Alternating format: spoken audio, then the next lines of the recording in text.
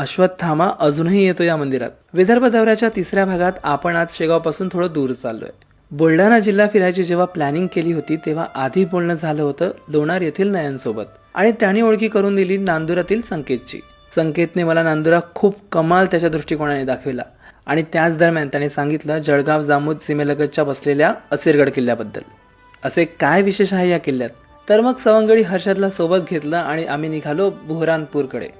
मध्य प्रदेशातल्या बुहरानपूर जिल्ह्यात समुद्रसपाटीपासून 250 फूट वरती असलेला हा एक असिरगड किल्ला.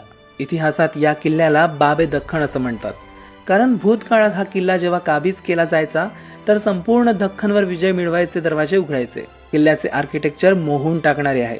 क्षत्रिय राजा आशा अहिर यांनी हा किल्ला बांधला. याच किल्ल्यावर आहे गुप्तेश्वर महादेव मंदिर. असं म्हणतात की महाभारतातील द्रोणाचार्यांचे पुत्र अश्वत्थामा दर पहाटे तापी नदीवरून स्नान करून गुप्तेश्वराची पूजा करतात. मोजक्या 3 दिवसात या दौऱ्यामध्ये खूप कमाल गोष्टी बघायला आणि शिकायला मिळत आहेत.